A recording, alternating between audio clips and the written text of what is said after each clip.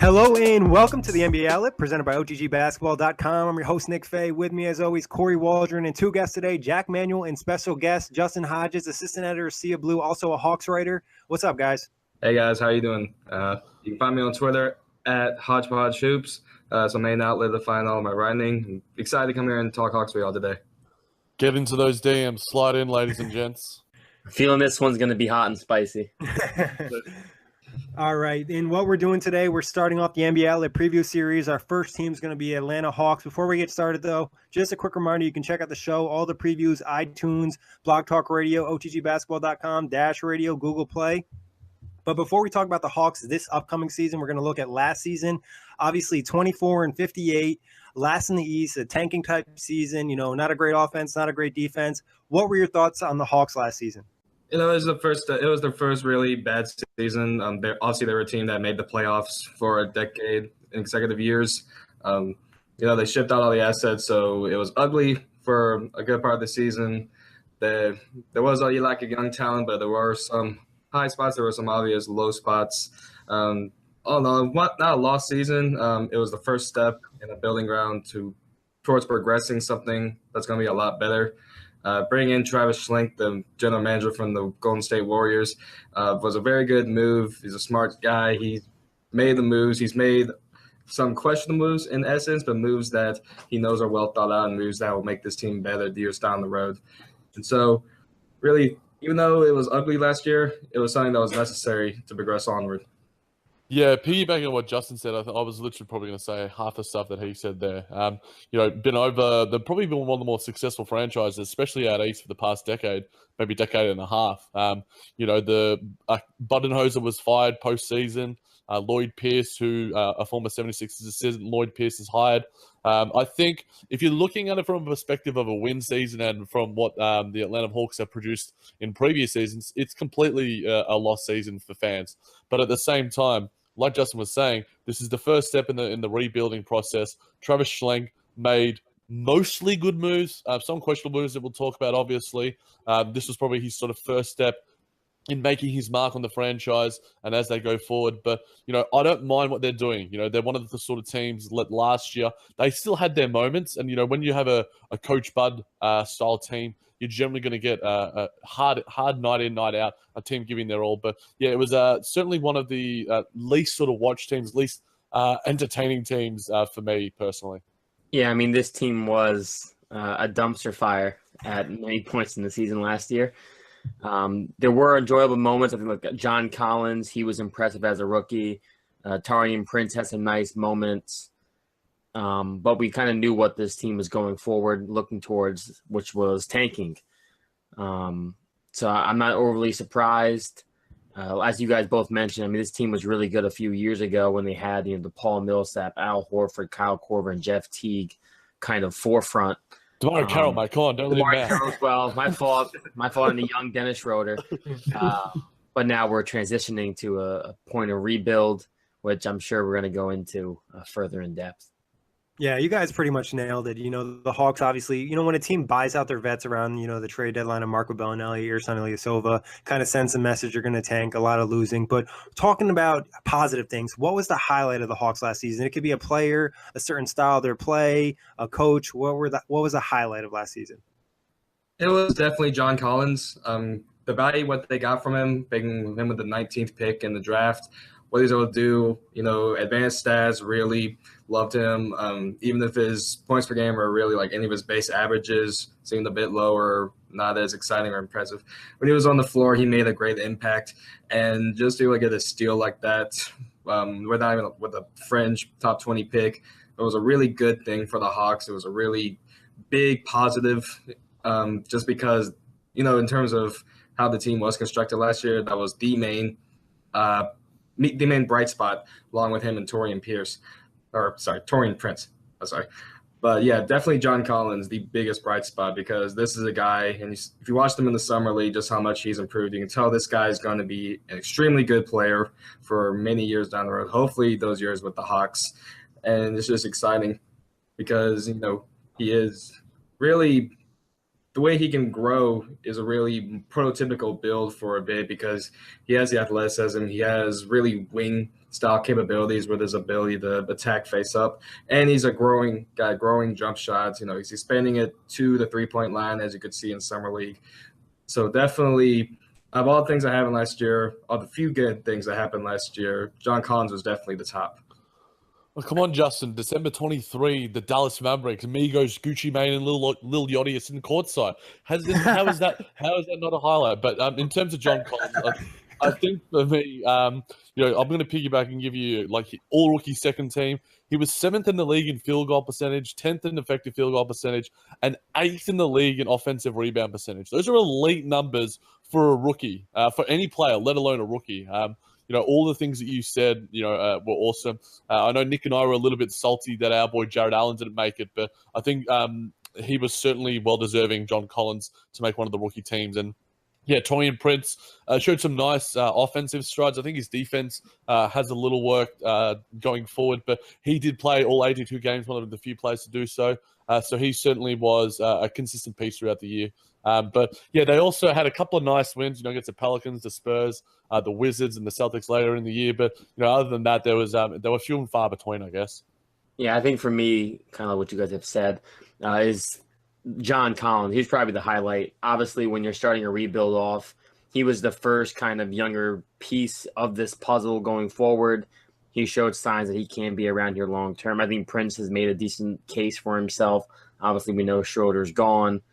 But I think Prince and Collins, for them, it was kind of just their performances to kind of prove that they can be on this team going forward. And then I think Kent Bazemore kind of upped his value slightly, even though his contract's pretty bad for a guy like him to be kind of moved. Yeah, I'm agreeing with John Collins. I thought he had a really impressive season, something for Hawks fan to be excited about. Moving forward, you have a starter for the next 10 years, super athletic with developing skill set. You can't really ask for more, like Justin said, at that 19th pick. But going to the negative side, what was the most disappointing thing of the Hawks season?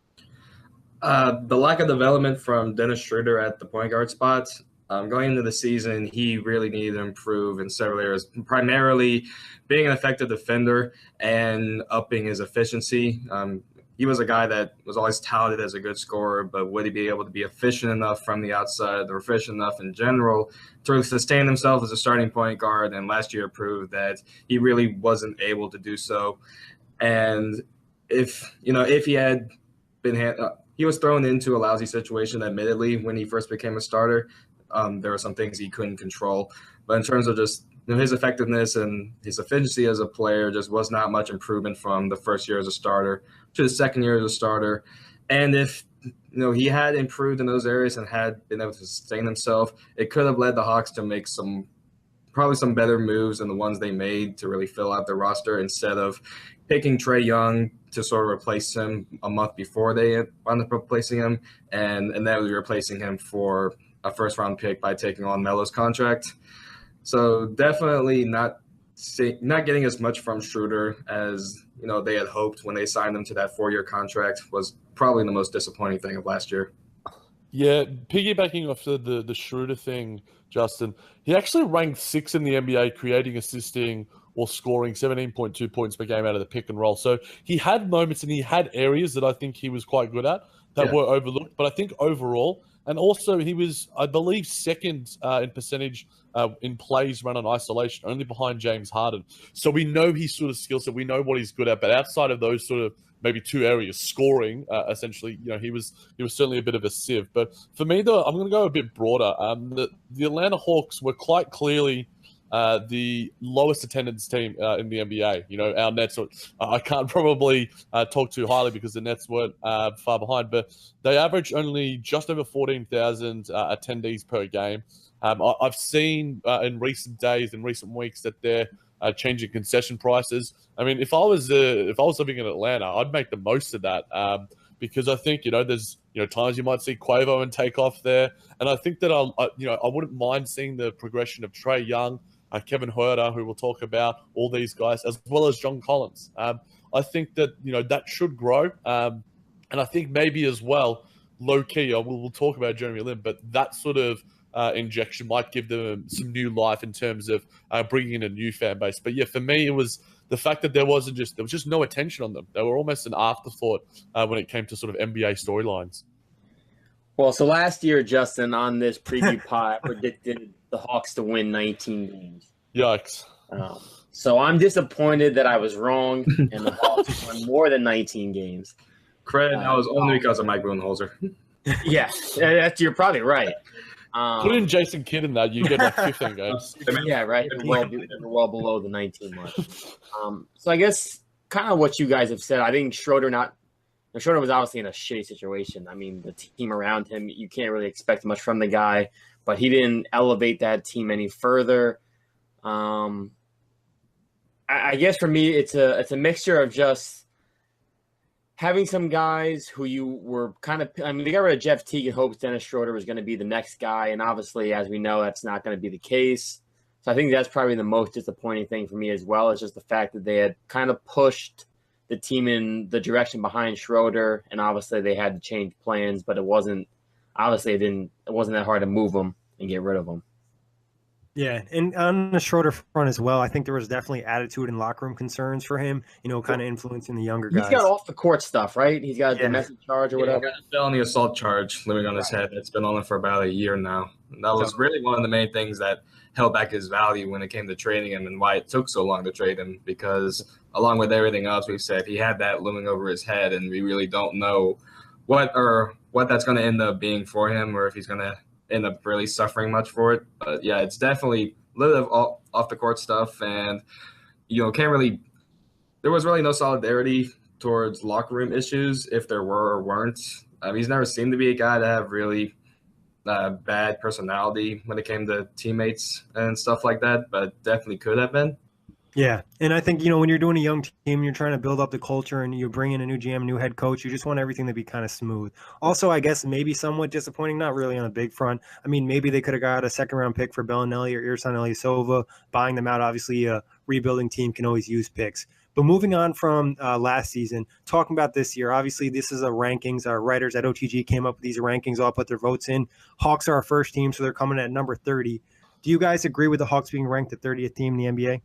I definitely don't disagree with it. They're still pretty far behind in terms of talent standpoint. Really, with the league having the surplus of talent as it doesn't have now, really all the teams in front of them, have solid foundations, great foundations, and talent that's gonna lead to at least a decent amount of wins, or more wins than the Hawks are expected to have. And especially if Kent Bazemore winds up getting traded in the coming weeks, I don't mind the Hawks being last in the NBA. Yeah, I'm completely on board with this. I absolutely agree. It was almost near consensus that the OTG writers had them as their 30th ranked team. We were talking a little bit, before the pod about the fact that, the Hawks are one of the few teams that from the outset, their goals are to tank. They don't want to be good. They want to stockpile their assets, rebuild a culture, rebuild their assets, rebuild their talent, stockpile all their pieces and such. So for me, that has to make them one of the worst teams, because all the other teams are at least going to go out and try and win. Lloyd Pierce may be looking to try and sort of make an impact, but I think his more impact will be on the player development side, similar to, say, a coach Kenny Atkinson and a lot of these new coaches who are sort of in the player development. Well, what can he get out of Trae Young? What can he get out of Kevin Huerter? What can he take John Collins games to? But yeah, I completely agree with this. I think our writers are on point. Yeah, I think 30 is spot on. I think without question, this team is in the bottom 5, and then the bottom 3 feel strong. And then lastly, you can make the argument maybe the Kings are worse because they have some weird positional fillings of how many bigs they have on that roster. But I think the Hawks take the cake for being the worst team currently, and I think 30 is pretty fair. I mean, who knows? If certain rookies like Trae Young come out explosive, and guys like John Collins, develop for this team, may jump 1 or 2 spots. But I think 30 to start is really fair.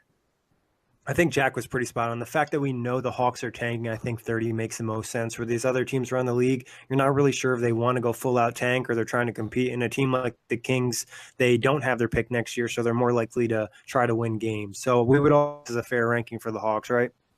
Yeah. Would you – I'll put it to you guys. if you were given $100 to place a bet, would you place that bet on the Warriors winning the championship or the Hawks finishing with the 30th seed, the worst record in the NBA? What do you think is more likely? Or what would you bet your money on? The Warriors. Yeah, Warriors easily. I don't think I want to go against Easily. that five-head monster. Not that I don't disagree with the notion that the Hawks could finish 30th.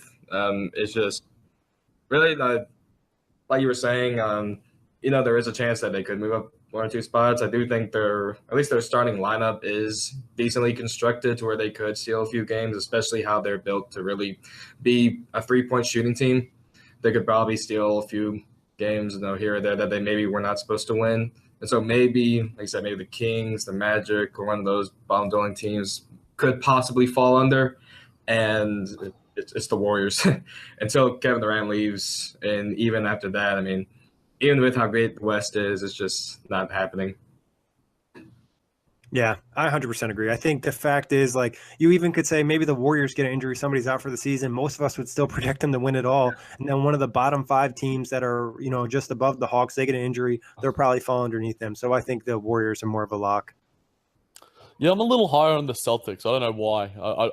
I think that this one's a little bit tougher than you guys were sort of saying, but I think it is probably, I'd lean towards the Warriors sort of scenario as well. But, I wouldn't sleep on the Celtics. I think that, out east, I think that they have the potential to be the highest winning team, and we'll talk about them in preview pods as well.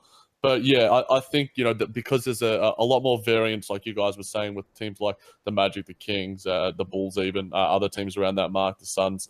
So yeah, I think whereas the Warriors are sort of, almost in a league of their own. Yeah.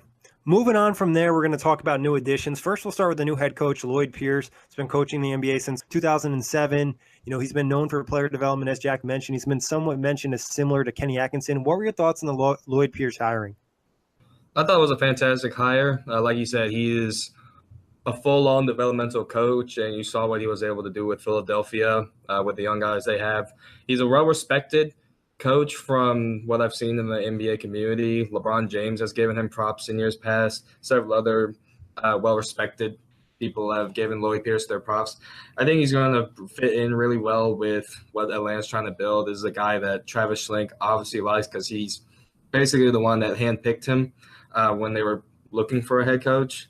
So I really like what he's going to do here. In terms of system and style and all that, it's yet to be seen yet. We probably won't see it until these guys start playing. But, he's a good person. I think he's going to be a hell of a coach when he gets here, when he starts getting this thing rolling. Yeah, I think Travis Schlenk, and this is a quote I found from him, it was critically important to find a dynamic teacher who could connect with and develop our young core while instilling the culture and high standards we feel are necessary in a successful program. All those buzzwords you want to hear are the perfect things. And I think that, like you were sort of saying, Justin, Lloyd Pierce ticks all those boxes. He's on a nice, cheap deal, which I think that ownership will be happy about. 3 years, an option for a 4th as well. So, I think that going forward, I think Lloyd Pierce is going to be, the right guy. And I think that, we could see him, get some buzz in a similar way that Coach Kenny did. If we see some sort of strides made by guys like Spellman and Collins and, Prince and all the other sort of picks and young guys that they've got. So, yeah, I really like the hire. I'm going to piggyback on what you guys said, but him being a player development kind of specialist throughout his time in the NBA, obviously he's been with the process and with Philly. That's what he did in his time with the Memphis Grizzlies and as well as the Cleveland Cavaliers. So for a team that's young and a team that's rebuilding, this is the kind of will he be there long term when this team finally has, a core established and they're trying to actually win? Obviously a lot has to happen before then, but for the foreseeable future, this is definitely going to be their guy. Yeah, anytime you have a rebuild, you bring in a player development type guy, it's going to help the young pieces, which we're going to talk about right now. Starting off with the draft picks, obviously Trae Young, 5th pick with the trade with Luka Doncic, who will always be kind of tied to him. He obviously has some boom or bust potential, very good passer. The athleticism and size are an issue. But what were your thoughts on the Trae Young pick and taking the risk of not getting Luka? Well, I don't think the Hawks are ever going to look back at this and say that trading away Luka Doncic was a successful move.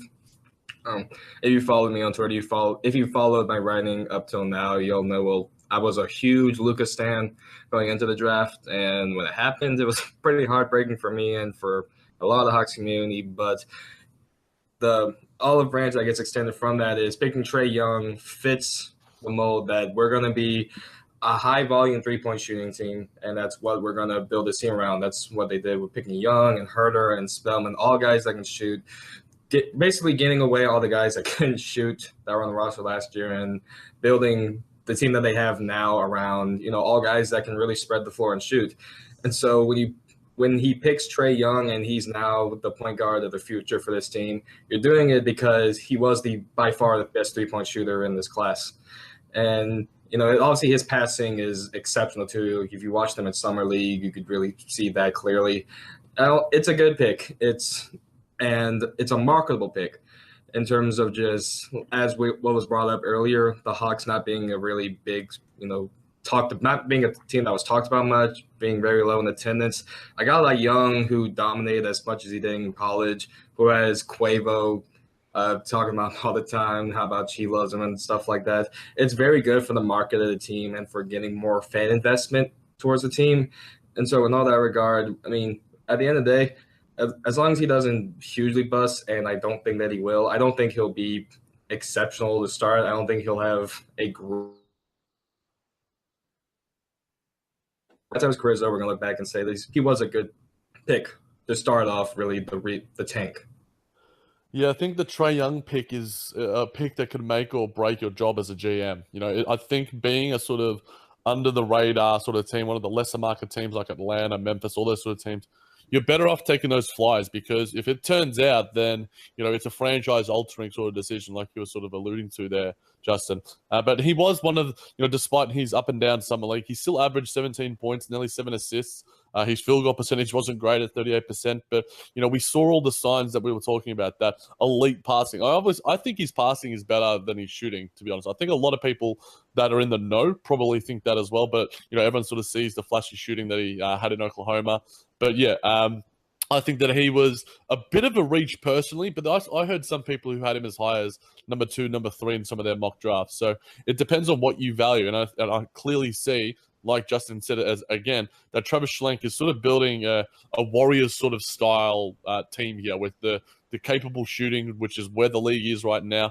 And if you've got the system, and if you've got the coach around it, and you've got the players around it, then who knows what can happen. And I think Trae Young is going to be the impetus for that, at the sort of core for that, and to how this goes, for how successful it is. But, it's going to be an up and down season for him. But, he could still be around that Rookie of the Year mark. We don't know. I'm waiting for this.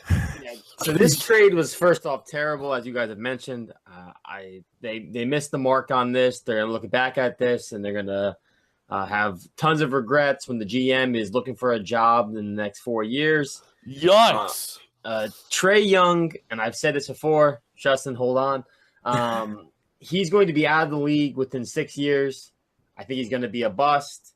He just reminds me a lot of kind of like the Jimmer Fredette height. Although I do think Trae Young's better because he is a lot quicker than Jimmer Fredette ever was, but I just see a lot of similarities. The kid in college who lights it up. The shooting is phenomenal, but the defense is suspect. Trae Young is also kind of small. He's not a big guy. Obviously, a lot of rookies come into the league. They don't have a lot of size on them. And then, Antetokounmpo is probably like the greatest example of how small he was when he came into the league. And now that guy's pushing, boulders for workouts. But I just think, I don't know. I just don't see it for Trae Young. Maybe he goes overseas and becomes a huge sensation in China, but I just don't see anything resulting in a successful NBA career for Trae Young. I'd love to use that time machine that you have, Kory, whenever I can. I don't necessarily antagonize anything that you said. I think it's a fair, valid point. And I don't think they're ever going to look back at the trade and say that, they won the trade or that they won't have some sort of regret with the trade. But in terms of Trae being this light-up college kid that we've seen before, when you look at guys like Jimmer or even like Doug McDermott or those typical guys that lit up in college and kind of busted out in the NBA, those guys were all upperclassmen, junior and senior. What Trae Young did, college basketball has not seen a kid like that, a kid who can score like that, come in as a freshman and do what he did. And so in terms of just being correlated to those other guys, I don't think you can really say that because in Trey's case, we haven't really seen a case like that, especially the fact that he led the nation in scoring and assists. And so even if the scoring does fall off in the NBA to the point where, it's not even worth with him, he'll still always have that passing. And I do agree with what Dustin said earlier, that his passing really is at this point better than his scoring. The vision, the ability to put touch passes exactly where they need to be and make right passes, I think that's going to keep him around and keep him as a high-end starter for longer than 6 years. I hope at least. Yeah, no, I think the passing is what separates him. I think it gives him more. And I think going the situation, the Hawks took their shot, and it could turn out to be, like you guys said, they'll probably never win the trade, but they do have the first round pick next year. So they have to hit on that pick too, to look back and be like, all right, this trade wasn't as terrible, but it's really hard to pass on a player like Luka, especially when you're in the rebuild. But Trae Young, we'll see what happens with him. Moving on to their other pick, the 19th pick, Kevin Huerter, a shooter with developing skill set scoring wise, has some potential as a defender. I've heard him be compared as a super, super light Klay Thompson. What were your thoughts on this pick? I love the pick when it happened. I absolutely adored the pick when it happens. Huerter is an A-class scorer. I mean, he has length at 6'7", or great wingspan, has a nice fluid jumper that has a release point that's very hard to contest because of how high it is. He can get to the rim and he can finish sort of contorted acrobatic layups and, differentiating ways around the rim. He's got good flow of the game too. I respect the Klay comparison because when you look at Klay when he came out of Washington State, there were some similarities there between the two. You're not going to say that he's going to be what Klay Thompson has been because that's just a bit outrageous. But, if Kent Bazemore gets traded, this is the guy that's going to be starting at the 2. And I think if he were to go in that role, I think he would actually have, a decent season because he is a guy that I view as, more of a league-ready scorer than even Trae Young is right now. I think he'll have good efficiency. I think he'll be able to shoot the 3 ball very well. It was a great value pick to get at 19 for the second year in a row. Yeah, I think, hitting on 2 number 19 picks, we'll have to see how Huerter pans out. And he is recovering from hand surgery. That should have him back quite soon, actually, because that was before the draft, around June 14. So it's been around 2 months where they said the recovery time, as Woj reported. So he should be back in training. I haven't seen many videos or any reports from the Atlanta Hawks yet. But, yeah, everything that Justin said was basically on point.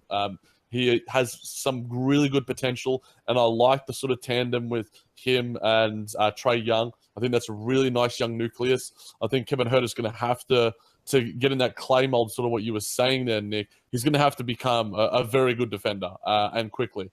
Obviously, it's very hard for rookies to make much of an impact as a defender their first year in the league. Franklin Lakina was probably an aberration, if that. So, but I do like the pick. And I think, as a sort of mid lottery range, mid first round range, I think this is the perfect pick for the Hawks and for what they're trying to build going forward. Yeah, I was a big fan of this pick. The kid got better and better. He only played in college for 2 years, but his scoring numbers jumped up from 9 to 14. His shooting percentage went from 37 to 41% from 3. So you just hope these kind of shooting numbers translate to the NBA. Trae Young, I think, will help create space for him. And not just about developing, but I really do like this pick. This was one that I was hoping this guy was going to continue to fall in the draft, and he obviously got swooped up by the Hawks. So he'll last more than 6 years, probably. Yeah, no, this guy would be around for 10 plus. He's got that mold. No, but like you guys said, I really like the fit. Just kind of gives you an idea what kind of style they're trying to play. Justin kind of mentioned a little bit earlier, the 3-point shooting gives him some major splash, and there's some real potential with there. And he might have slipped a little bit because, like Jack mentioned, getting the injury prior to the draft, I'm sure a few teams were a little bit more scared to take him. Then with the 30th pick, they grabbed Omari Spellman. Thoughts on him? I think he's I won't say a perfect, but I think he's a really exhibit A version of just a bench or a backup power forward coming off the bench. He's not an exception. I don't think he'll ever be a starter, but as a guy you can just bring off the bench and get scoring, get perimeter shooting, and get some rim protection. I think he was a very good pick at that number 30 spot. He is a good 3-point shooter. We saw that in the summer league. and not a great overall defender, but a guy who can block shots and protect the rim. And I think he'll have a pretty decent impact right away because he is, he's built for that role that he's going to play, just to come off the bench and produce. So as long as nobody's expecting him to be starting next to John Collins by the end of the season, I think we'll look at him and view him as a good pick. Yeah, I do like the sort of skill set that he provides next to Collins if those two are sort of going to be their front court going forward because, Al Horford, he could be an Al Horford light version, if that, because, all the sort of skills that he has, decent defender, decent rim protector, nice shooter, okay passer, working, a hard-working rebounder, all these sort of things, are sort of things you sort of think about when you think of Al Horford, former Atlanta Hawks. So, as well, at that 30 pick, you can't really go wrong. You might as well take a flyer and a guy that can sort of fit your mold. And for him, he's 6'9", so he's not necessarily have the height and capability, but he does have a beyond 7 foot wingspan. So he's got some nice measurabilities about him. So yeah, I don't mind the pick for Amari Spellman. I think this draft, apart from Trae Young, was a successful one for the Hawks franchise.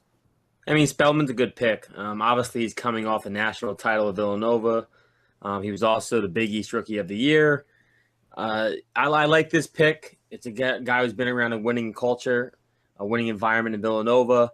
So maybe some of that translates. And obviously, like you guys mentioned, he's pretty versatile. Maybe can kind of play like an Al Horford role in the future. You do like the fact that he shot, 44.6% from the arc, behind the arc last year, or as a redshirt freshman, I should say. Excuse me. Yeah, I'm okay with this. The last two picks for the Hawks to me, they were solid picks, but obviously the first one to me is going to be the one that sticks out. Does it make up for them, guys? Do you think no. It's just you have to hit on that first one? And they got to hit next year too. I think next year getting the extra pick, it puts pressure on them to make sure they land something because we don't really know what's going to happen with the Mavs. We have predictions all over the place. People saying playoffs, so people saying lottery team. So I think that also kind of matters too. But it's top 5 protected, that pick, I believe. Yeah, it definitely. Yeah, I believe it's top 5 protected. Yeah, and I don't think Trae Young is as bad of his pick. I just think the fact that it's tied to Luka makes it seem a lot worse. Yeah. Like the Fulton Tatum thing. It's going to be, an intertwined storyline for their entire careers. If they get RJ Barrett, I'll be on board a little bit more. I like RJ Barrett. Zion Williamson. That's the pick I've been tying to the Hawks for months now. That would be a perfect fit if he wound up going there. Hey, you never know what'll happen. It could turn into a really nice rebuild for the Hawks. Moving on from the draft picks, though, they did some moves trade-wise. They had a trade with our Brooklyn Nets.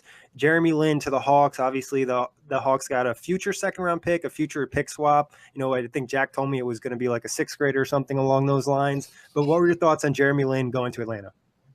Well, at first I thought he was going to get bought out immediately because of the fact that Schroeder was still on the roster, and I was pretty bummed thinking about that. But they ended up doing what I wanted them to do in ditching Schroeder and keeping Lin. I think that's a great veteran presence to have play with Young and a guy that you can really put out there and kind of split their minutes. So Trae's not carrying a ridiculous load. As the point guard, you can have Lin come on for about 20 to 25 minutes a game and sort of set that tempo. And since he's been around for so long, have him do the things, that otherwise Trae would have to do if Lin weren't there. And I think if Young had all that responsibility on him as a rookie, it would wind up resulting in a negative connotation for him. So I think it's a really great get for the Hawks just to have a backup point guard, the guy that's a veteran that's been there, done that, can help him, really mold himself out as a point guard. Yeah, we've had nothing but great things to say about Jeremy Lin on the Brooklyn Buzz, myself and Nick. And, I was a bit disappointed to see him go because he could never really realize his potential with us. But at the same time, like you were saying, Justin, I think you guys got a good get there. I think he's going to be a nice sort of mentoring presence. He was one of the famed leaders, a famed locker room presence with us and all the other teams he's been on for that matter. I think he's going to have a real impact for the Atlanta Hawks. Hopefully that patella tendon injury he can recover from. He's still on the road to recovery. He had his exhibition game with Rondo Hollis Jefferson and the Nets owner Joseph Tsai a couple of weeks ago. So hopefully he's on the mend. Hopefully he's healthy by, training camp and the start of the season, because, I want to see him get back to his best, because, at his best, Jeremy Lin is one of the best six men in the league, one of the best backup point guards, and I think he still has a decent amount to offer. And I hope that, he brings a bit of buzz to the Atlanta Hawks and, brings that sort of new fan base, because the Nets sort of were able to reap those rewards a little bit, because, the times I went to, Nets games and saw like Nets fandom, there was a lot of sort of Jeremy Lin fandom. So wherever he goes, he brings plenty of fans with him. So hopefully that adds something as well outside of the on-court sort of presence too. Yeah, this was a good trade only because it led to Dennis Schroeder being dealt. Yeah. I mean, they're not the only reason. I shouldn't say that. I think Jeremy Lin's a solid addition for what the Hawks want to do. Obviously, you give her a Schroeder, you bring in a vet who can mentor Trae Young, can still take over the offense, as you guys mentioned at times. The biggest question mark will be if Jeremy Lin stays healthy. And even if he doesn't stay healthy, you're the Hawks, you're not terribly mad, because then you're losing more games still. But I think this was a good move, just because Jeremy Lin also was a big part of the reason why, a big part of the process in changing the culture in Brooklyn. He was there when they were really bad, and he was still there when they were on the up and up of becoming a more relevant franchise. So I think this is a solid move for the Hawks, but it doesn't do anything crazy for me personally. Yeah, I mean, they got some second-round picks with it as well. Like you guys said, that injury for Jeremy Lin is going to determine a lot how much value you can provide them on the court. But in the worst-case scenario, he's that steadying vet in the locker room. He adds to the culture, helps the Hawks kind of establish things, and makes Trae Young's life a little bit easier. Moving on to Justin Anderson, who was part of the OKC and Philly trade. A nice guy who had a really nice rookie season with the Mavs and obviously moved to Philly, didn't do as much there, taking a flyer on a young guy. What were your thoughts on adding Justin Anderson? I thought it was a very good acquisition. It's one that's not a lot of people are talking about when it comes to the moves that the Hawks did end up making, how they got him. I think he's another nice young piece to really throw out there with everything else that they have. Athletic as all gets out, developed his three-point shot very nicely last year.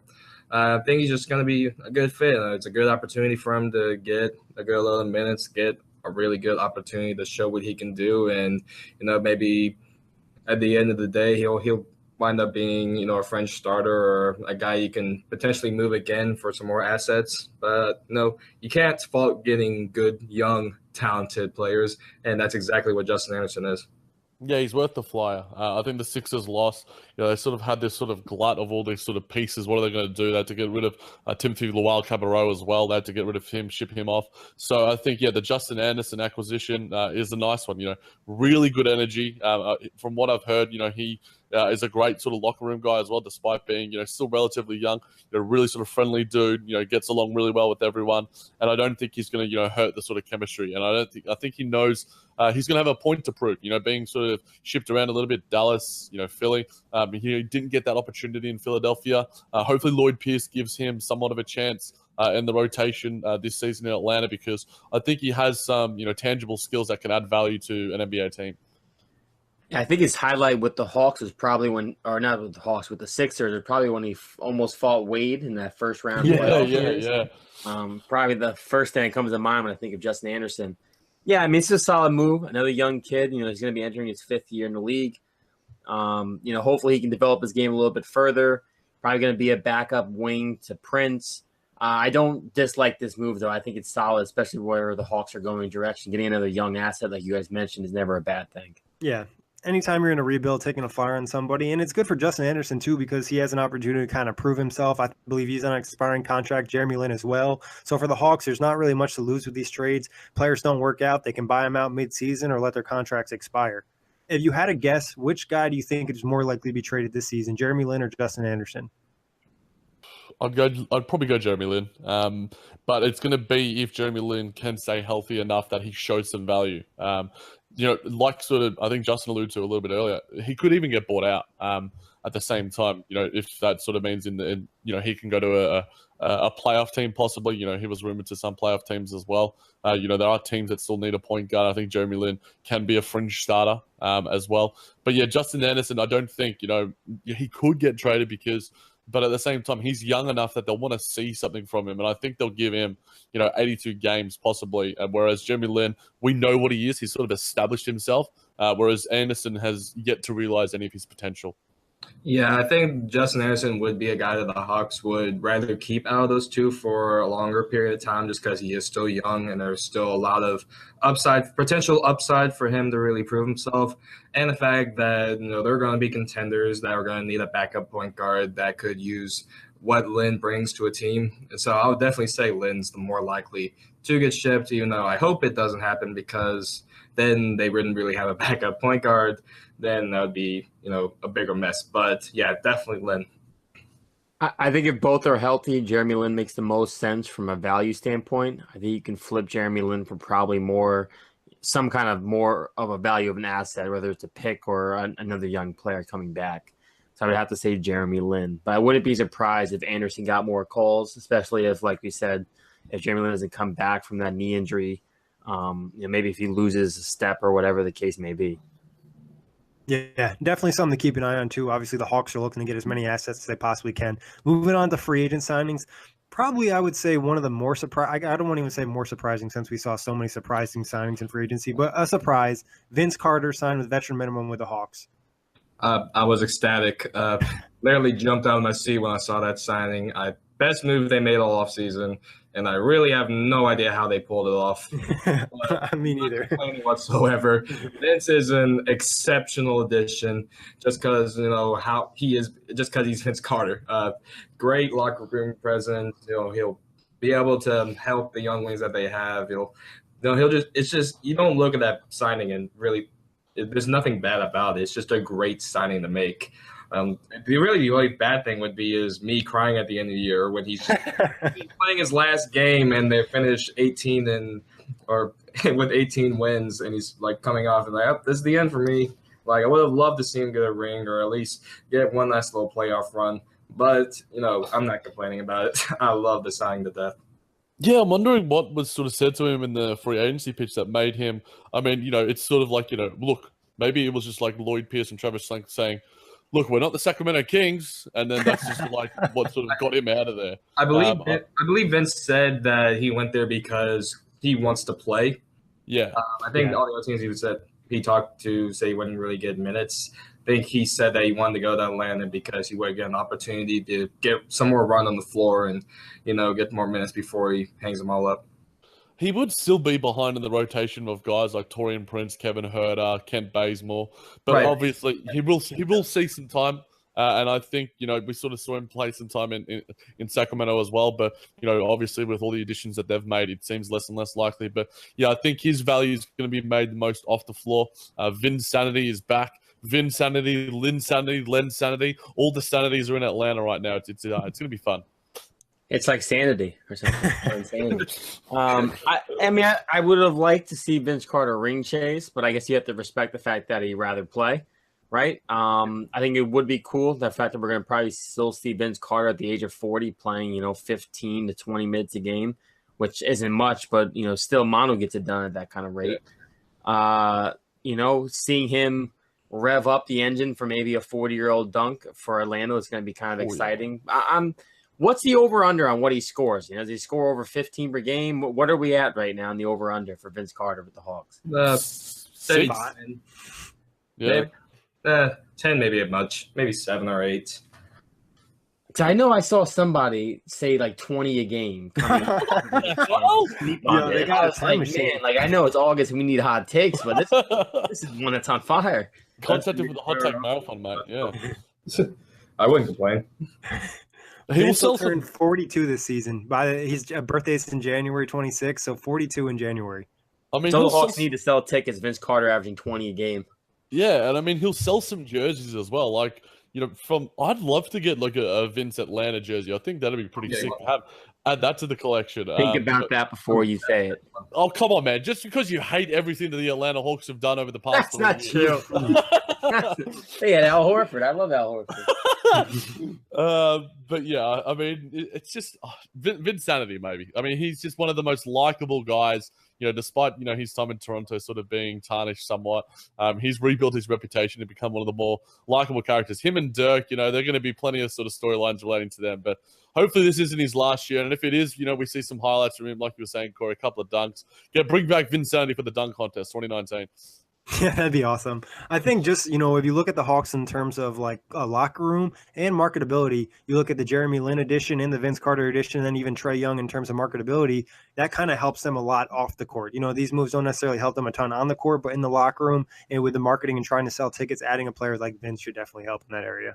Moving on to another free agent signing, Alex Len. Now, I saw conflicting reports on this. I saw one report saying he signed a 2-year deal for 8.5, and then I saw another report saying that he signed a 1-year deal. Either way, it's a flyer and a young big. Justin, have you heard any more details on the contract? I think it's a 2-year with the second year being a player option. Gotcha. That's what makes the most sense to me. Y'all can quote me on this. The Phoenix Suns developmental system is complete garbage.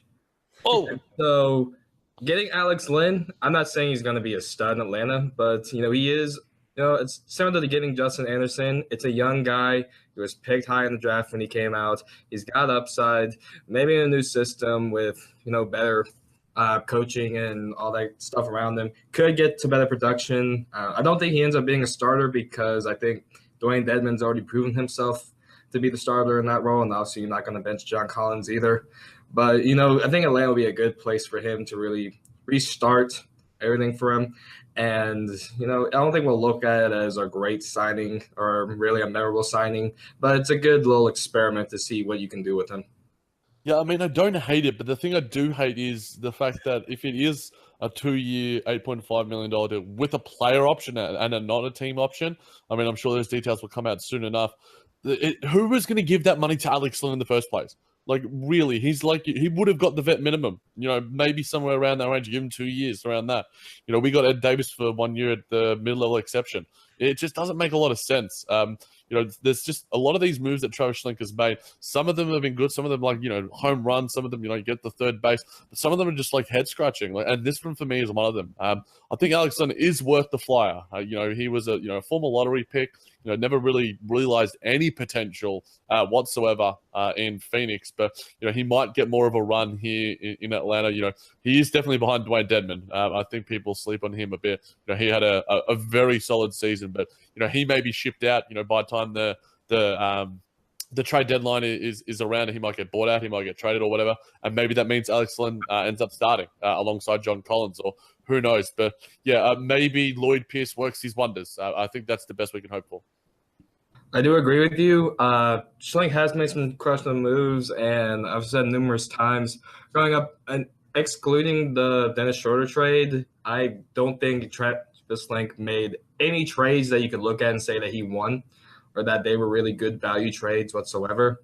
And so I agree with you in the sense that some of the moves have been great and they have been exceptional for progressing this rebuild, and others that you look at and just like, what the hell is he doing? Yeah.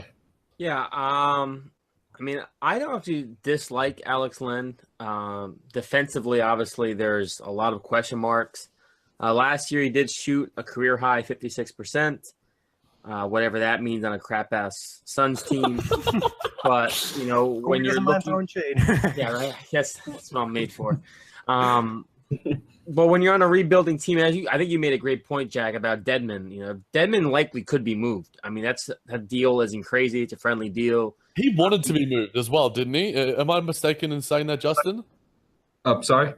He wanted to be moved last season. There were some rumblings and there was some on court, he visibly showed that he partly didn't want to. He was a professional as much as he wanted to be, but I think similar to the Bellinelli, similar to Ilyasova, he wanted to be moved to a place where he could be in a winning franchise. Dwayne Dedmon did?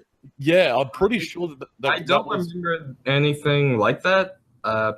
Really, for that good chunk of the Ilyasova and Bellinelli, he was injured, and he was also in the state of still proving himself because everywhere else he had been in before here, really, he was signed as a very unproven player, and he had an exceptional season last year in my eyes. really better. I didn't really hear anything about him saying he wanted to be moved, and if he did, I feel like he wouldn't have bought into that second year of his contract.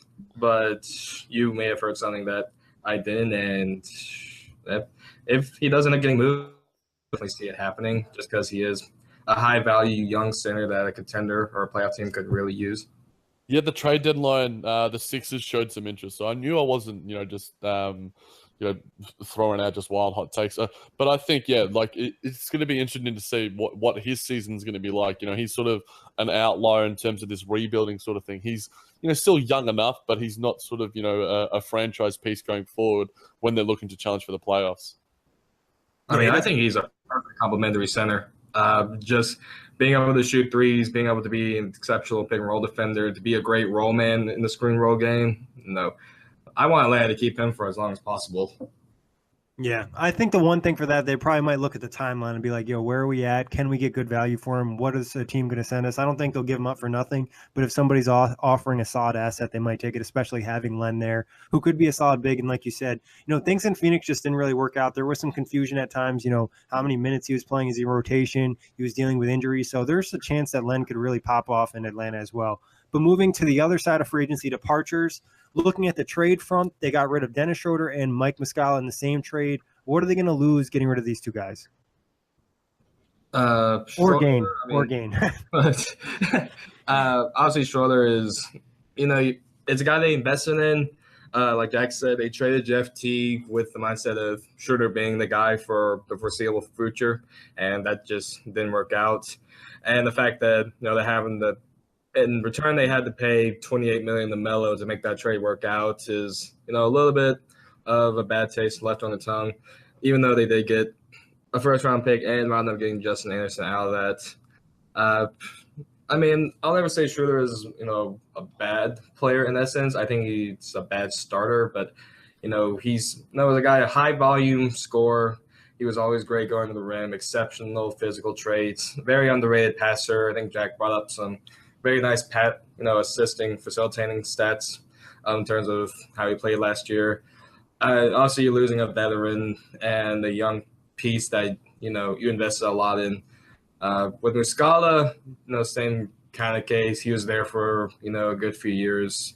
Was there for the 60-win team. Now he was the second guy from that 60-win team, and now Kent Bazemore is the only one left on that team now.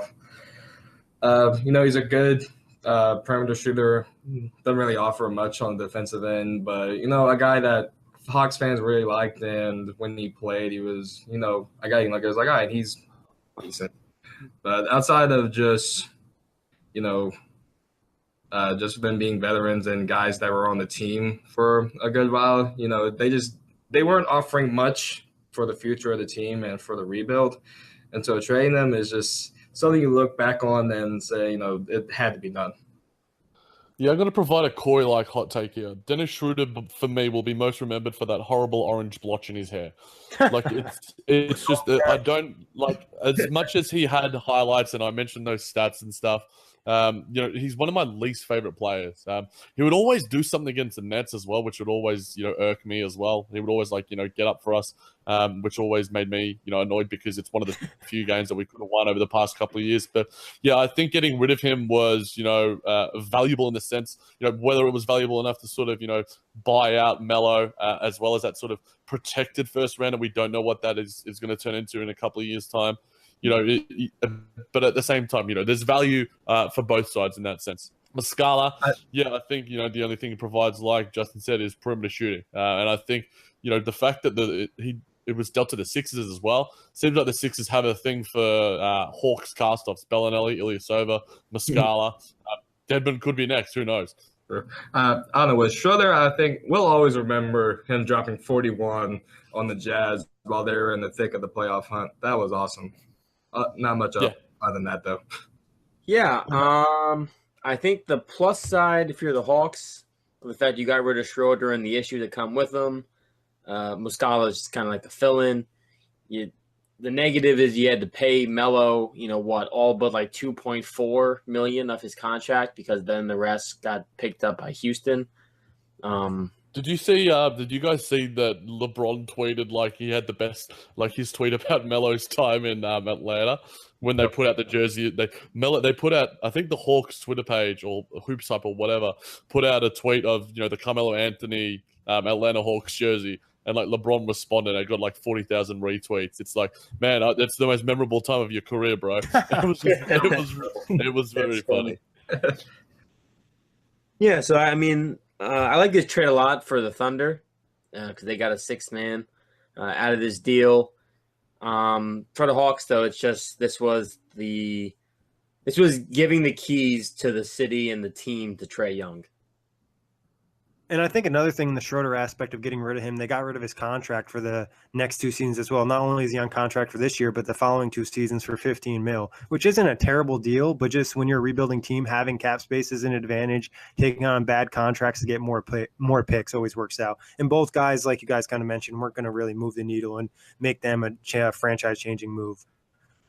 Moving on, though, to the free agent losses, you guys let me know if there's anybody you think they're really going to miss or we should stop on. Malcolm Delaney, Damian Lee, Isaiah Taylor, Josh Magette, Antonius Cleveland, Tyler Kavanaugh, Andrew White, and Jalen Morris. Anybody that really they're going to miss or you wish that they had kept, Justin?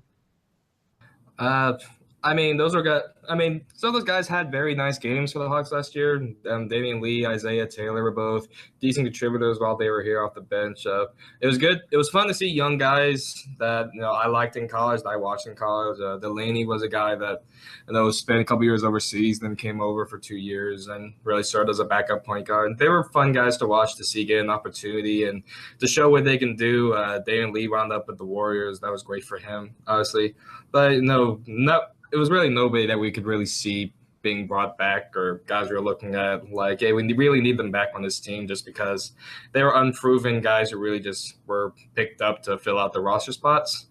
Guys I like, nothing is all of them. I think some of those were really nice players, Antonius Cleveland being one of them. But nothing that I'd look back and say that I regret not bringing this guy back. Hashtag crickets. What about you, Kory? So long, goodbye. See you next fall. I don't think none of these guys are big. I mean, Delaney may be the only guy you slightly missed, but you got Jeremy Lin. Hopefully he's healthy. A lot of these guys for me are a name I probably won't ever hear again. Yeah. I mean, no one they're really going to miss. They took some flyers on these guys. None of them really proved a ton, so they'll open a new roster space and kind of bring in some new young guys this year. Now to the fun stuff, the predictions. First off, we'll start with the starters. What's your starting 5 on opening night? Should be, I'll say this, thing that Kent Bazemore will still be on the roster. I guess I'll give 2 different ones where if Bazemore gets traded or not. But if Bazemore's still on the team, it'll be Trae Young, Kent Bazemore, Taurean Prince, John Collins, and Dwayne Dedmon. And if Kent Bazemore ends up getting traded, then it'll be Trae, Herter at the 2, then Prince, Collins, and Dedmon. Yep, that's basically mine as well. That's exactly mine. Except for if they trade Bazemore, I think there's a slight chance Jeremy Lin maybe starts a shooting guard, but probably not. Yeah, possibly. And I think a lot of with Lin, too, is going to depend how healthy he is in by the time training camp starts and whatnot. But I think you guys are pretty spot on. I've heard rumblings that there is some potential of Jeremy Lin starting at point guard and easing the load for Trae Young. Do you think that would be a possibility? Just to start the season, it was mentioned as the first 10 games. Yeah, most guys' first 6 games, I think, for the Hawks are on the road. I think if Lin's healthy, he's ready to go, and he's comfortable to start, I wouldn't mind it just because I don't think I've never viewed Trae as a guy who needed to start right away. To put a huge load on him, I feel like would be a big mistake. He's a guy that you really need to let ease into the professional game, and letting him come off the bench against, fellow role players and guys who aren't as high level as opposing team starters, I think would actually be, it wouldn't be something I'd be against. I mean, I don't get it because, Trae Young is your franchise going forward. So if you're trying to sort of ease the load of him, you're better off sort of like throwing him in and going, okay, this is what you're in for. We'll support you through it. so he can experience the ups and downs because there are going to be plenty of them in an 82-game season. So, get him out there on game night, get him out on game one, the home games and stuff, because he is what you're building around. It doesn't make a lot of sense for me to ease anyone in. This is the NBA now. This is, the big guys league. There's no sort of, soft lead-ins in that sort of sense. It makes sense, if sort of, Jeremy Lin is 100% healthy, but I don't even think he's going to be 100% healthy. I think Trae Young is the starter. He should be the starter. And unless he experiences any injuries, it'd probably make more sense, like you sort of alluded to, Kory, that, Jeremy Lin starts at the shooting guard next to him. Yeah, I mean, I'm saying just start the countdown, first game of the season for Trae Young. Yeah. Burn it down. Let him fall apart from the start. You are sick.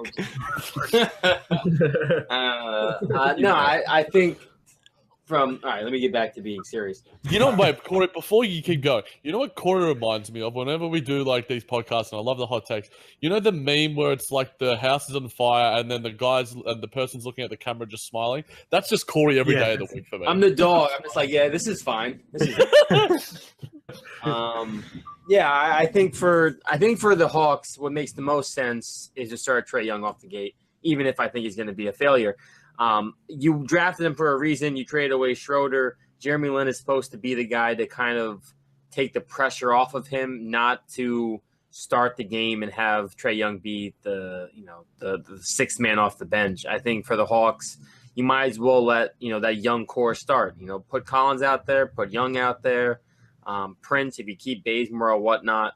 But let those three pieces of your core kind of develop further. Let them play together. Let them get game time. Let them get some chemistry. I wouldn't start Jeremy Lin even for a game. I would just start with Trae Young. Let the rookie play.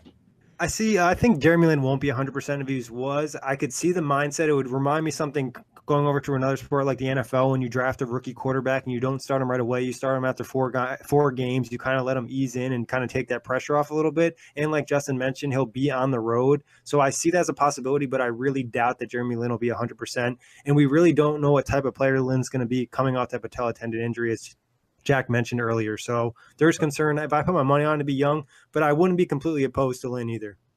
Like, I think there is some value, especially NBA players' confidence being an issue and him being a small guy and him hearing all the hype about being boom or bust. You might want to be careful with his confidence. But other than that, do you think there'll be any positional battles or everything's pretty locked up? There could be a little bit at the shooting guard, like if Bazemore is kept, him and Herter, if Carter's playing, 25 minutes, averaging 20 points a game, then he's going to need some time as well. But yeah, I think other than that, Young and Lin, Dedmon and Len maybe a little bit, and maybe if Spellman shows some real signs, at that power forward position, him and Collins might fight it out for some minutes as well. But I think that they're versatile enough with that a guy like Herter can play the shooting guard and even the small forward. Lin can play the point guard or the shooting guard. Collins can play the power forward or the center. So I think that they've got enough sort of versatile players that there won't be much of positional battles throughout this season. I mean, maybe center. Maybe if Alex Lin kind of comes out of the gate hot and he puts some pressure on Dedmon. But I think Dedmon's going to hold on to that position. I don't see a ton of positional battles yet. Maybe. Yeah, I agree. I don't think there's going to be a ton. But talking breakout players, who's going to be your breakout starter? I would say Taurean Prince. He kind of broke out last year, but he definitely, I think he has the upside to, take another big step. I mean, last year, shot 5% from three on 175 makes, had a couple of 38-point games, played and started all 82 games. So not saying he's going to average 20, 21 points a game, even though, he could. But, if he gets up to like 17, maybe 18 points a game alongside, the spacing that Trae's going to offer and a newly revamped three-point shooting Collins is going to bring, then I could definitely see Prince becoming sort of that kind of like Brandon Ingram-esque with the Lakers, not including LeBron, like how they were last year when Ingram averaged 18 points a game, just taking that jump as a scorer and handling a lot of the, high-volume scoring role. Yeah, I think Prince is probably the obvious one here, but I'll go with John Collins, who's probably the second pick. I think that what he showed in Summer League, like we all alluded to earlier, if he can sort of add some versatility to his range, I think he has the potential to be a top 3, top 5 rebounder in the league. You know, I mentioned the fact that he was one of the best offensive rebounders in the game. And for a guy of his size and his sort of capabilities, his athleticism, you know, I think the sky's the limit. I think that, you know, he's going to show leaps and bounds on the offensive end. And I think if he can become a capable defender, he may be one of the better two-way sort of, you know, centers, power forwards, whatever you want to call him. He just has this real X factor about him that, you know, not a lot of other big guys, power forward centers have. You know, he has such a really varied skill set, such upside to him that I'm really excited. For me, you know, if I'm going to be turned on to Atlanta Hawks games, other than Trae Young, it's going to be for John Collins. Man, he looked good in Summer League. Yeah, he looked really good. The way he built up his body, the way he was attacking off dribble and shooting threes, like, I mean, for the time being, he's the face of the franchise. Yeah. Yeah, that's my guy too, John Collins. I think playing with I haven't really given Trae Young any kind of credit yet in this podcast, but he is a really good passer, as you guys have mentioned. And I think he'll be able to elevate John Collins to another level. And like you guys mentioned, in Summer League, John Collins was one of the guys of probably a handful of players who caught my eye just from going from their rookie season to their sophomore year. John Collins, to me, as you just mentioned, Justin, is definitely the face of the franchise right now. Yeah, I hate to pick the same guys you guys, but I think Collins, I think even just for the fact that his minutes are going to jump, he didn't play super high minutes last year. I think it was right under 25. So, but I also like Taurean Prince too. If I'm not mistaken, Justin, you could correct me. After the All-Star break, his numbers really popped off and he started to really pick it up. So I could see that being a guy that could have a nice big season for them too. But did he have a 40-10 game last year? He had 2 38-point games. I know he had some big numbers. And to go along with what you said, after the All-Star break, when Taurean Prince really got up, is also when John Collins became the full-time starter. Interesting. He didn't start at all, or only a couple of games for the first part of the season, and then really Budenholzer let him run the show at the center spot, starting every game after that. Just a little bit of tidbit to think about. Yeah, definitely has an impact on the overall floor. Going to the bench, though, who's going to break it off the bench? Hard to tell, just because they really did clear out pretty much their entire bench from last year, and I mean I thought they did an exceptional job loading in a lot of experienced veterans and guys who fit in to really help benefit the younger guys. Like I said earlier, Vince, I think he's going to be phenomenal. Not in the locker room, if he gets a lot of minutes off the bench, we'll see what he can do. I'm excited to see what Lynn can do as just a primary backup center if Dedmon locks in the starting power forward spots. I can't really see anyone breaking out or being a guy. Like a lot of these guys are on expiring contracts or 1-year deals. So if they do play very well, there's a good chance you won't see many of them past this upcoming season. So it'd be kind of hard to pick one guy to really say could break out off the bench, but I'd go with Lynn for now. Yeah, I think Len is the most obvious one. But for me, I'm going to go with the other Val, Lynn. I just think that he's, I think healthy. We can see him recapture his Charlotte days where he was sort of backing up Kemba, and he was one of the best six-man, best backup point guards in the league. And I think that is his ceiling. And, we've seen him break out already, but I think for him to recapture that would be a nice sort of storyline. And, if we're rating the sanities in Atlanta right now, it goes Vin, Lynn, Len. I love you. I would go with Len. E before I, right? Is that how it goes? I think Len he's the tallest guy in the roster at 7'1", so you like to see that. I don't know why I brought that up. I don't know. I think the center position is still the one that they're looking for going forward. Dedmon, I think, won't be there long term. So Len, I think, has the most incentive to play well off the bench. Obviously, he kind of fell out of the rotation in Phoenix last year. With nobody really giving him trouble for that job. But now it's new scenes. There's new people around, new faces. I think Len is kind of set to have a really nice role off the bench. And like you kind of mentioned, if Jeremy Lin is healthy, Jack, I think Jeremy Lin also uses Len probably efficiently in the pick and roll. Yeah, that could be a nice combo off the bench. I'm going to go with the rookie, Kevin Huerter. I think just you kind of mentioned earlier the style, shooting a lot of threes. Justin talked about his release, that high, that smooth stroke. So I think Huerter could just knock down a lot of threes off the bench and maybe be having a really nice rookie season. Going on to season predictions, though, what's best case for the Hawks? Best case scenario is just that you really get a solid not a solid foundation per se, but just a solid viewing of what you're trying to do.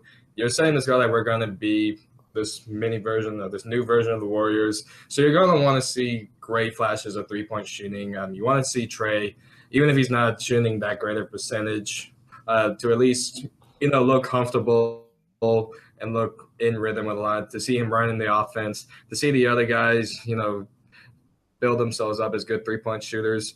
And that's really just the main thing you look at. If you set a goal like that for yourself and you make the moves that they make to get guys who fit this goal that they set for themselves, obviously you want to see these guys build towards that.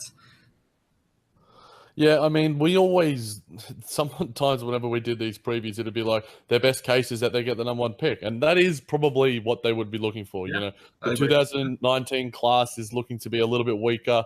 RJ Barrett, Zion Williamson, whoever else, Cam Reddish could pop up. I think that's the best case scenario for them. But if we're talking wins-wise, I remember I said something like in the mid-30s range last year. I certainly ate my words there with that one, but I definitely won't go with that. But they could certainly get around the 25 to 28 range. They could, maybe Lloyd Pierce has a real impact. Maybe Trae Young and Kevin Huerter just become this new young dynamic duo out in the East. There's not a lot of competition in terms of talent-wise. That's all sort of in the Western Conference these days. So they're going to have every opportunity to do so. They'll be given the minutes if healthy. Huerter should be soon enough. So, yeah, for me, you can look at it from two angles, I guess, from best case. Do I need – best case is this team doesn't do well and they get RJ Barrett. That's the best case scenario. All in on RJ Barrett. I think best case – oh, go ahead, Kory. I'm sorry. And, John Collins takes obviously a step forward, and maybe Trae Young does prove to be not the worst person you could have traded Luka Doncic for. And I'll say Taurean Prince elevates his game on the defensive side of the ball. I'm just trying to focus after the Trae Young slander. 25 wins, I think, best case win-wise. But overall, like you guys said, I think getting a high pick is important. Player development. And I also think trading maybe some of the veterans and trying to get some more assets in here. I'm big on trying to get more assets in here. So I think maybe you can move Lynn, maybe you can move Dedmon, potential maybe moving some other guys. Even if it's just second-round picks, it's just taking flyers on more young guys. So I think that'd be best case scenario. Worst case scenario. Kory being right. That's pretty bad.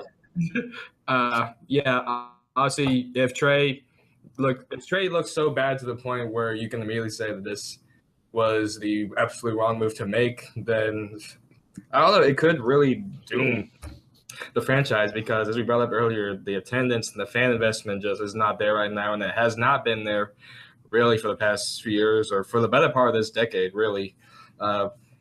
Honestly, if it gets so off track to where I don't know, I can't really see it going so badly to the point where they have to just scrap everything and just start over again. Yeah, I think in terms of the worst case is that they don't get that number one pick with the lottery odds flattening out for the first time this year. Yes, they still have a very high percentage if they are going to be the worst team, as a lot of us predict them to be. But there's still a chance that doesn't happen. The Chicago Bulls, the Sacramento Kings, flew up. The Chicago Bulls flew down.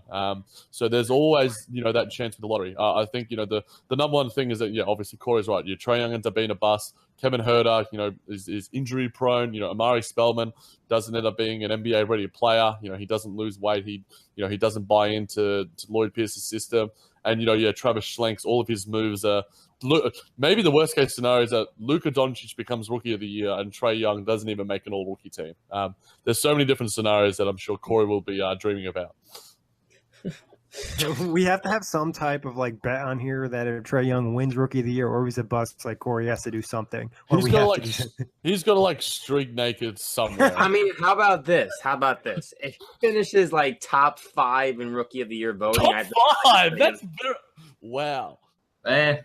What? All right, Jack, let him go. We want to hear what he has to say. We want the Yeah, ultimate I'll pick. say, like, if he finishes top 5 in Rookie of the Year voting, I have to buy his jersey or something. I don't know. Like, I have to somehow give Trae Young some sort of We'll credit. say top 3 to save you, like, to make No, the top odds. 5 because he's a top 5 pick. So generally, he should have the top. Okay, maybe split the difference. Top 4. Let's split the difference. Okay, top 4. And if Corey's a nice correct number and he's for me. out of the league in 6 years, Jack and I have to buy you Pacer tickets in 6 years, so you got to remember. Okay, wait a minute. Let me write this down. All right, 6 Dates. years. 2000. Hey, come on. We'll have to do a 6 years from this date too. 2024. So August 10th, 6 years from now, all 4 of us will get on a podcast and we'll see where Trae Young's at. Sounds Hey, fun. I think that he will still be in the NBA. I'm pretty confident in that, but we'll see what happens. Worst case for me, I think, win-wise would probably be 20. I think they'd still be able to manage 20 just with all three-point shooting, but worst case would be Trae Young not being very good and looking like he could bust. John Collins and Prince not taking another step and the player development not really working out. Unsure if Lloyd Pierce is the right guy as the head coach. Travis Lank makes another bad move or something, and then the franchise is in disarray, like Justin said, and they have to go rebuild once again. That would be worst case. But what is your actual prediction for the season, guys? It won 24 games last year, I think, and I think a solid 6 or 7 of them were solely because of Mike Budenholzer. So I think it'd be fair to put them around, the 18 to 22 win mark. The NBA, a specific record, I'll put them at 21 and 61. I'll go 22 and 60. I don't think I gave my worst record, but I think 14 and 68. rolling with it. I think they get 19 wins this year. You predicted that last year. I guarantee if we look back at the pod, you predicted 19. I think this team is worse than they were last year. But you predicted the exact same thing last year as well. No, I think I predicted their worst case scenario to be 19. And then like their actual to be like 23, 24. Okay. So I just lowered the bar by 5 wins. Fair enough. Well, then, like Justin was saying, they don't have Mike Budenholzer anymore, and he is worth 5 to 10 wins, however you want to look at it. Yeah. So there we go. And I have to like downsell it because I think Trae Young's going to be bad. So I can't go too high because then that's like who's scoring all the points for them then. Yep. Going to the show, I had 22, but then after talking about them today and hearing all your takes, I think I'm going to go with 20 wins, get a top 3 pick. But I think the player development will be pretty nice, and I think they'll get some nice use out of players. And I wouldn't be surprised if they pull up a G League guy middle of the year and he turns out to be a rotation piece for them moving forward. Anything else you want to predict on the Hawks? I will make a bet of some sort that Trae Young will make an all-rookie team. I think that he is good enough. He is one of the best guards in this class that, unless he gets injured, I think that it's almost fait accompli that he makes an all-rookie team. He's one of the 4 best guards in this class, which allows him to make an all-rookie team. Any other takes out there, or moving on to the next segment? I'm out. All right, moving on to the truth. And if you don't know what this is a segment we've been doing. So every year during the preview, we're going to take a team and we're going to give you an emoji that represents that team. Start us off, Justin. I'll do one of the new emojis. The one where it's a guy kind of had the finger over his mouth doing the little shh, kind of like flying down. I think that's the kind of vibe that a lot of guys this team are going for. It's the Hawks. As Mel famously said, nobody wants to play for the Atlanta Hawks. But these guys, they're building something, and even if they're doing it under the ropes and they're not going to be talked about as much, they're going to progress, and they'll do it quietly. And when they do start to be good, whenever it is, it'll be unexpected and be almost kind of like the 60-win team. Going into the fold unexpectedly and then just showing out when they get there. Yeah, I think you could use that emoji for Kory and all of his takes for this podcast as well. But I'll go with the frowning face with the open mouth because I think that there could be moments where like a shocking, like, well, why is Trae Young taking that 35-footer? And there could also be some tough times throughout this season. But I think, that emoji could turn into like, a mild, happy face. If we see some nights, I think it's going to be, there'll be a lot of different emojis throughout this season to describe the Atlanta Hawks. They also have one of the best team Twitter pages. So I'm going to be definitely looking at them and see what they're doing throughout the year. The emoji for me, trash emoji or what? Actually, the emoji one is tough for this team. How am I gonna? So I guess laughing face, right? I'm gonna be just laughing at all of you who think I'm wrong. And I'm sitting here right? So I'm the puppet master. So I'm pulling some strings. Oh God. All right. Mine is just a simple one. It's a construction worker. The Hawks are under construction. They're in the rebuild. They still got a lot of steps to go. It's the early stages. Pretty simple. I like that. Yeah. So Nick's always the king of this emoji game. I remember that's like the first thing I knew as Nick. Like the first thing I thought of when we were like doing these pods. I'm like, damn, his emoji game is strong. I don't know if that's a positive or negative thing, but definitely positive in the modern world, Nicholas. Definitely a positive. I'll take it, Jack. I appreciate it. I'll give a shout out to, because I did not create this segment. This goes back to one of my old co-hosts, Parth Garadia, came up with this around the time where Paul Pierce sent out the picture of the emojis instead of actually tweeting them. I don't know if you guys recall that, but that's where this, and that's why it's called The Truth, because of Paul Pierce. But on to League Pass ratings. Rate this team 1 through 10 League Pass wise. Justin, obviously it's a little different because you have more interest in the team, but you feel free to give them as high as low as you want. I don't know. Trae Young's a guy that a lot of people like to watch, as is John Collins. So for League Pass, I'll give them a 5. They're not going to be a team you turn into to see how they're doing or to watch good basketball, really. But you're going to tune in because Trae Young's a fun player to watch, and he's a notable player that was a top 5 pick and got a lot of notoriety. And that John Collins was a guy who was made an All-NBA team last year, a guy you want to see how he's progressing. And if you watched him in Summer League, to keep tuning in to see just how good this guy gets. Yeah, I think Trae Young alone is just worth a 3. So that's probably basically it. And John Collins, them two combined, if you want to add Trae Young is worth the 2, and then John Collins is worth a 1. And then Taurean Prince is negligible. Kory, just a heads up though, you can't give negatives in this, mate. Strictly 1 through 10. Yeah, I wouldn't give him a negative. Come on, they got to play the Pacers a couple times a year. I think I'll give him a 1.5. Oh my God! I just want to know, obviously, honestly, why am I watching the Hawks? That's it. I mean, there's going to be a lot of teams where I'm going to rank low. Is this going to be your lowest ranked team of the preview? Obviously, this is our first team, but is there a chance this will be your lowest ranked team?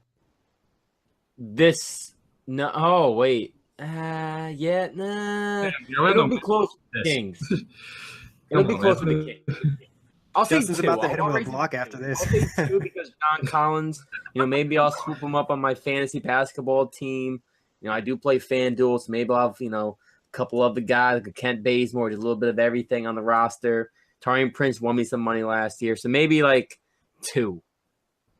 I think we're just mentioning FanDuel. Sorry to cut you off, Jack. I think you'll watch this team a little bit more because you're going to be picking players against them because it's going to be a high pace, not a ton of great defense. But for me, sorry, Jack. I'll go with what Justin was saying there. I think that they'll be better than the Orlando Magic. For me, if I happen to be on that podcast or if I don't, heads up, they would be my lowest League Pass rating team. Yeah, bad guard play always makes a team scary. So that's something for Orlando. I'm going to go with 3.5. I think Trae Young, I'm really interested to see what will happen with him. And I think John Collins, he goes out to murder people when he goes up for dunks sometimes. Yeah. So I'm looking for some of those posters. And I've always been a fan of Taurean Prince. I like the way he can play, and I think he's a guy that doesn't get enough love. And I always like to kind of watch an eye on the rebuild. So 3.5. What TV show would you watch over the Hawks?